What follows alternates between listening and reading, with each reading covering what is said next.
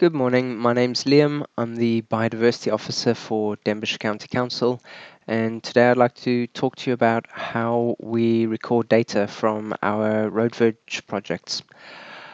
I thought it would probably be a good idea to just give you a bit of background on the scale of the verges that we are currently surveying and monitoring, and what we've got coming up over the next few years, and why being able to gather data quickly and efficiently is so important to our projects, really. So the council has 11 roadside nature reserves. They make up about 10.7 acres of locally provenant wildflower meadow, and they were all designated for their rare plant assemblages. Alongside that, the council's new road verge policy, rural road verge policy, it covers 78% of the total road verge network. It's all roads outside of the 30 to 40 mile an hour limit and non-principal roads.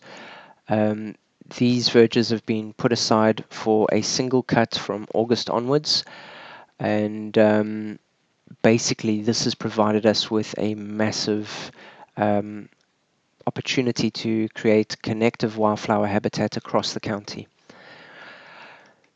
Alongside all of this, the council was awarded its bee-friendly status a few years back. So we go out into the community and we create wildflower meadows on land not managed by the council. We provide surveys, vegetation surveys, and guidance on how to manage these sites. And the goal really is that the community will develop these sites and harvest the seeds and then replant new meadows elsewhere. Or if they don't have access to additional land, they can provide the seeds back to us, because we will know that they are locally provenant based off the management regimes that are in place on these sites.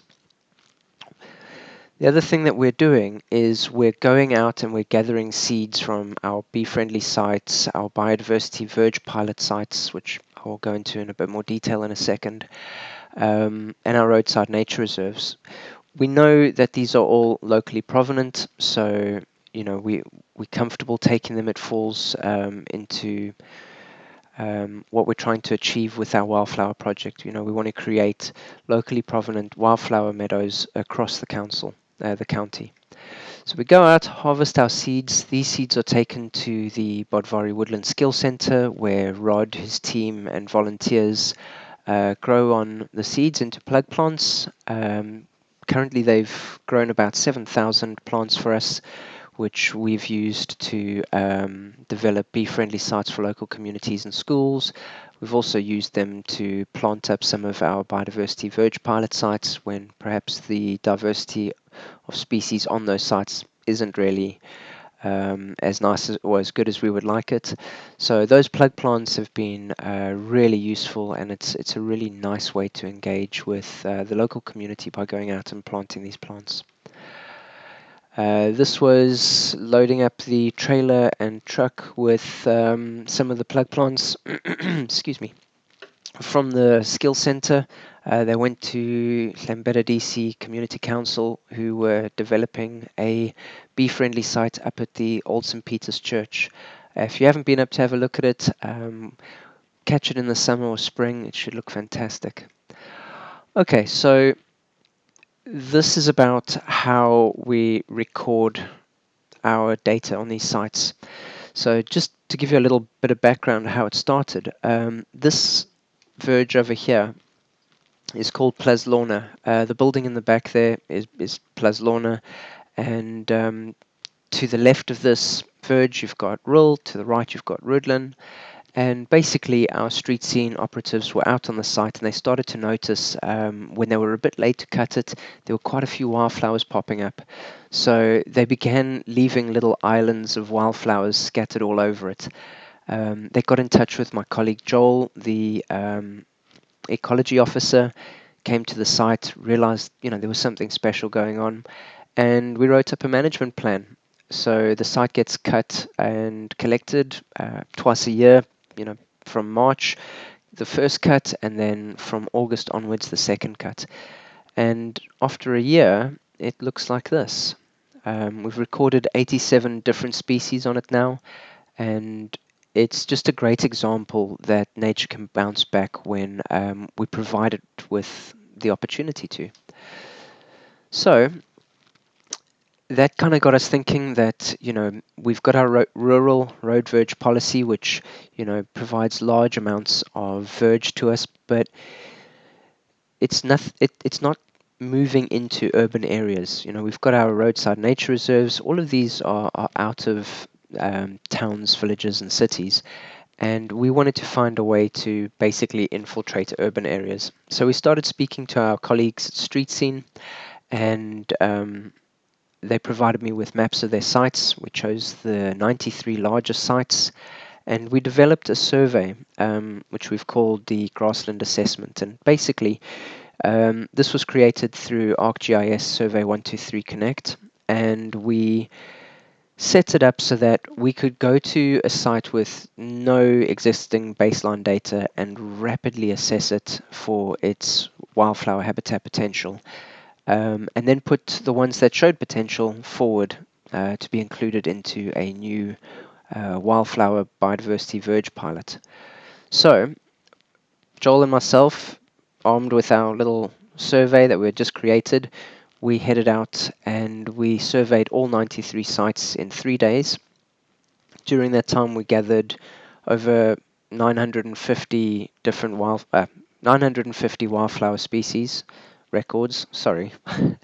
um, you have to bear with us, though. I mean, I know it doesn't sound like that much, but the grass was about 2 centimeters long, and it's always tricky trying to figure out what's on the ground when it's that short. So, yeah. But basically, what the survey showed us was that we were able to gather a large amount of data rapidly, and we realized that this really was the approach we needed to start looking at our roadside nature reserves, our rural road verges, our bee-friendly sites, and our new biodiversity verge pilot.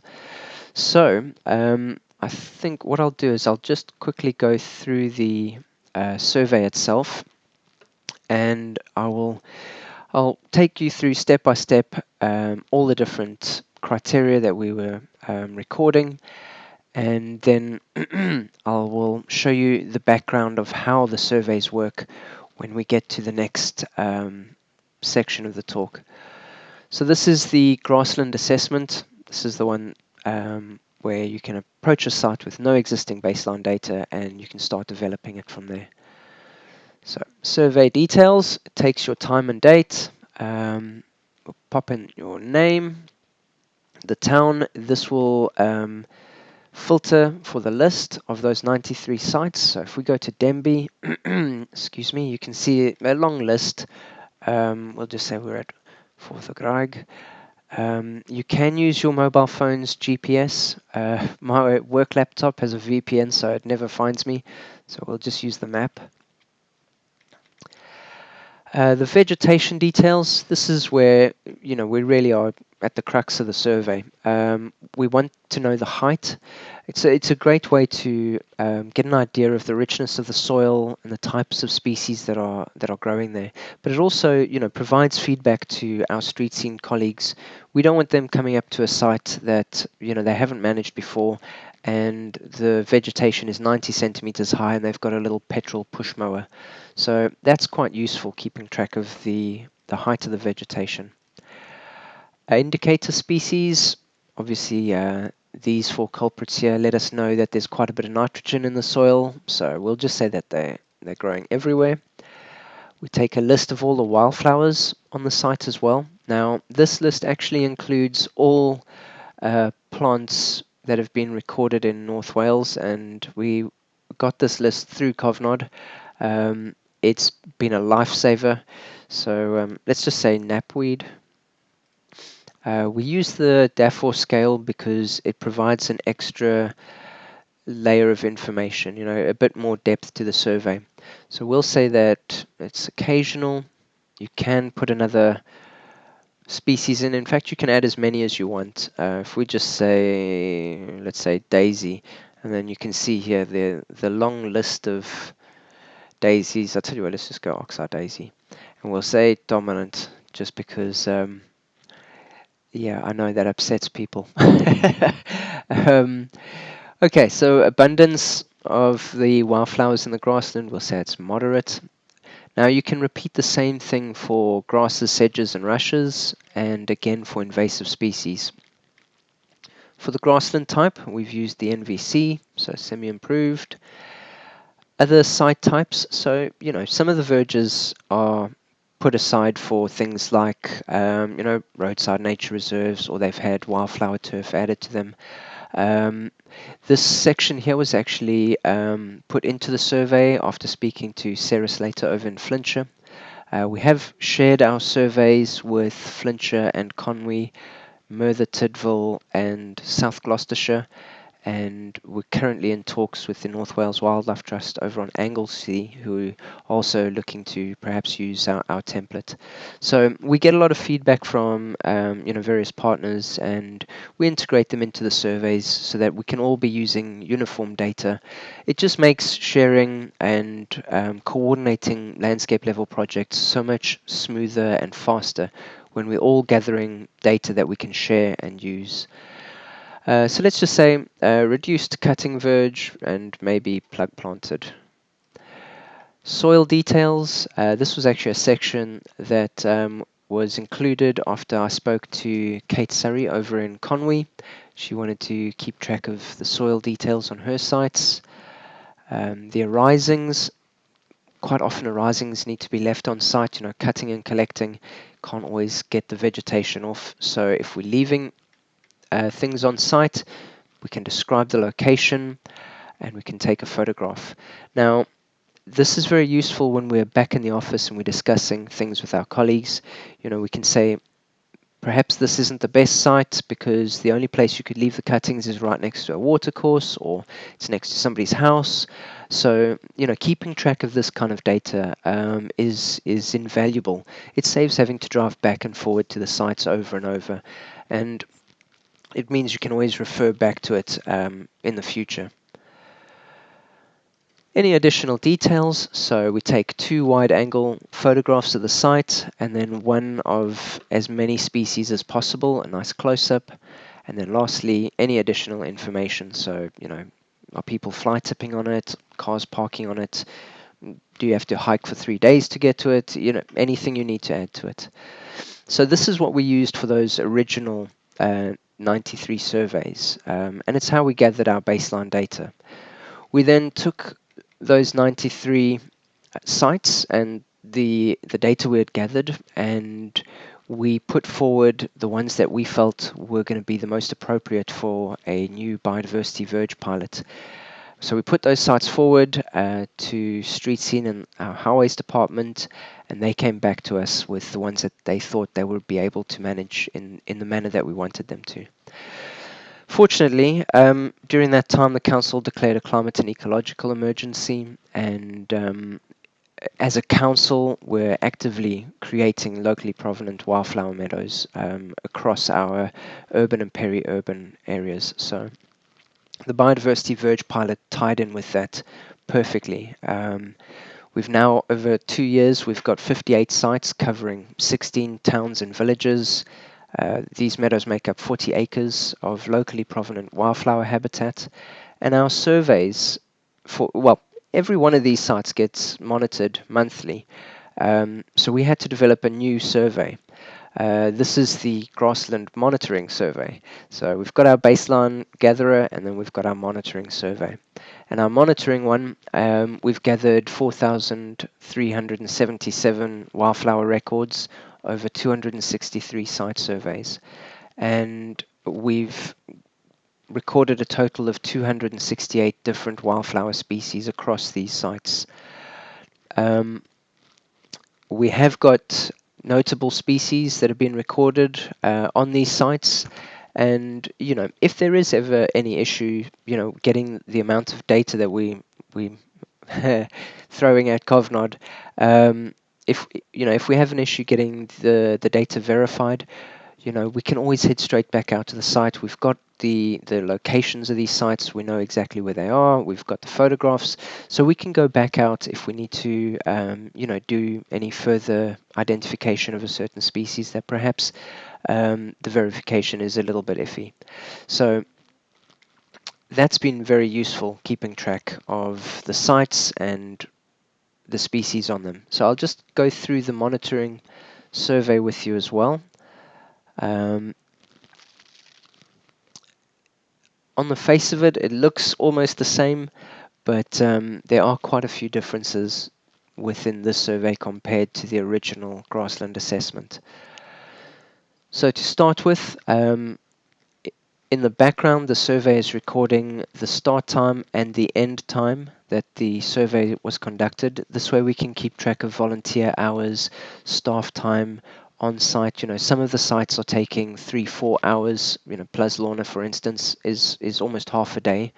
And going back and looking at the amount of time we're spending on sites means that perhaps sometimes it would make more sense to have 2 people on the site.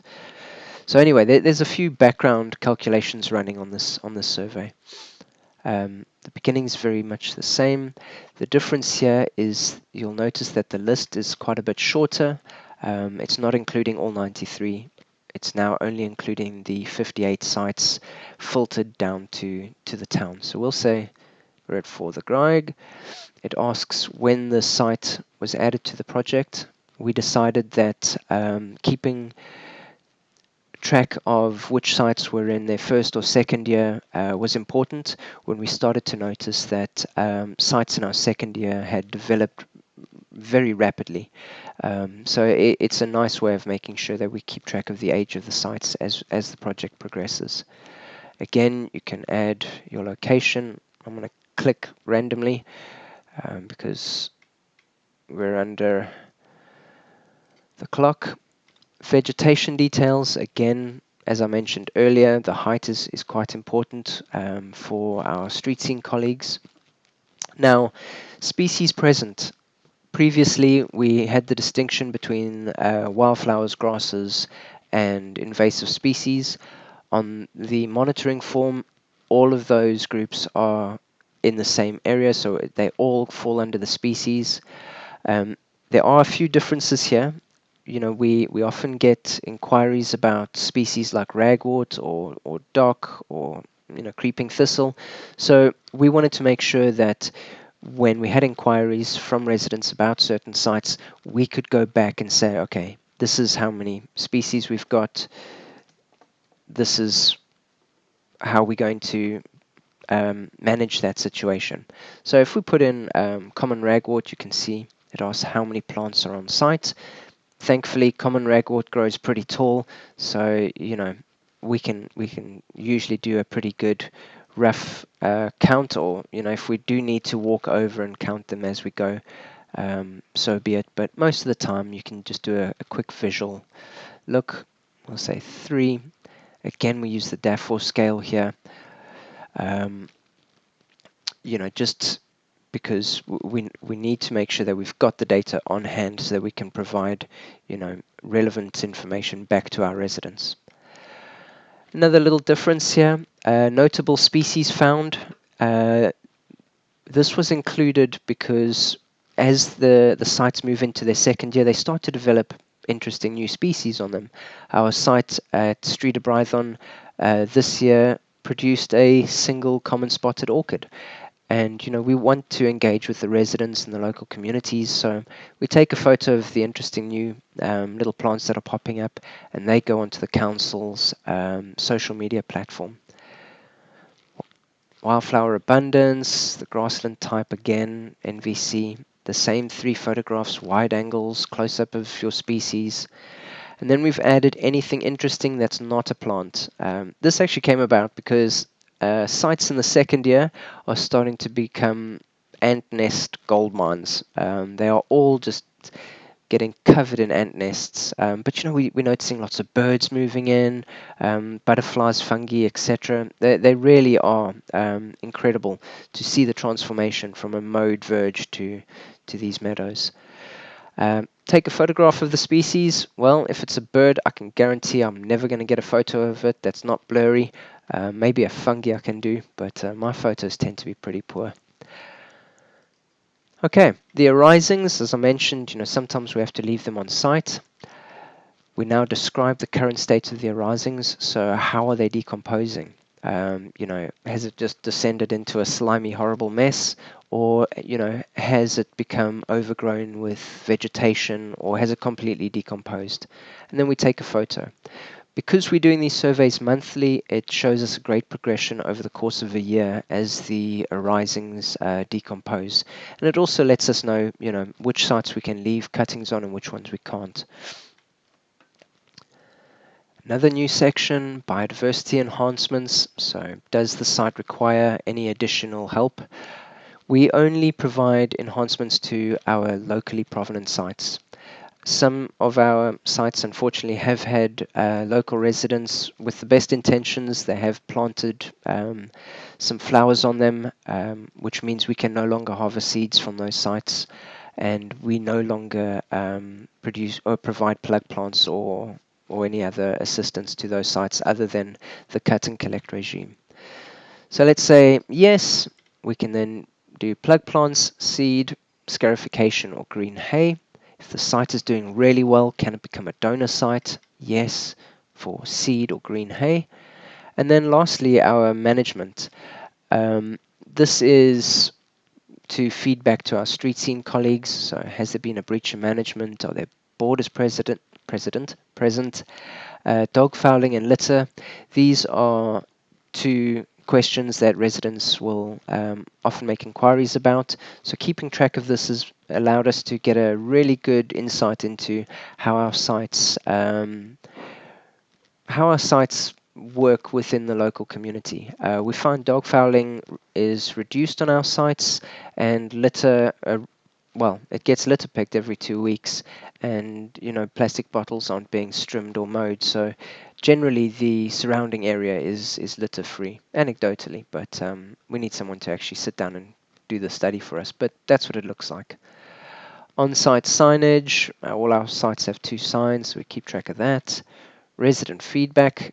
Yes. Was it positive? Of course it was. What did they say? You guys are fantastic. There you go. And then lastly, any additional information. So I know it seems like quite a lot, but while you're walking over a site, you're able to fill this out really quickly, and it's allowed us to do a huge amount of survey work in a very limited time. Up until my colleague Katie joined the team, I was having to do these surveys myself, and going through 58 sites every month is a big ask, and I wouldn't have been able to do it without this survey. So that's Denbighire's Verge project. Now that ties into our local nature partnership Bionet's More Meadows project. Now the More Meadows project, I'll tell you what, if we just open this into another page. The More Meadows project looks at improving grasslands and their connectivity across the northeast of Wales. Now, this map is taken from NRW, who mapped the grasslands in northeast Wales, as well as the county wildlife sites that have mention of grasslands within their designation. So this is what we're looking at for the northeast of Wales. And as Bionet, we want to start creating connective corridors through the whole of the northeast of Wales. So if we hop back over here, how Denbighshire's project is looking to work alongside, to be integrated into the Bionet scheme. We've got our current grassland sites in Denbighshire. We've shared our template with Flintshire, who are also actively monitoring their grasslands. and we've shared our template with Conwy. We are currently in talks with Conwy since they've had a change in staff to see whether they would continue to use our survey template so we can continue to build on the number of sites that we are monitoring in the northeast. We've got the Bionet grassland map and county wildlife site map, so we can see where the grasslands are that we need to start linking together. The expansion areas from NRW on their mapping, and then lastly Denbighire's rural road verge network, which really provides a network of connective habitat between Conwy, Flintshire and Wrexham. So hopefully in the coming years we'll be able to start monitoring the rest of our road verge network, plug planting them up with new seed that we've gathered from our sites, and we're going to be able to increase the connectivity of our grasslands across northeast Wales. So that's the Bionet More Meadows project and how Denbighshire is hoping to link into it using our own grassland projects. I'll finish with this. It's a 20-second video of a 3-foot wide verge in Ruthin, and I would just like to thank Cofnod for all their help, all their guidance with how to gather data, storing our data, and just all the things that they've helped me out with over the years. You guys are amazing, and yeah, I can't thank you enough for giving me the opportunity to discuss our project today. So thank you, everyone. Take care.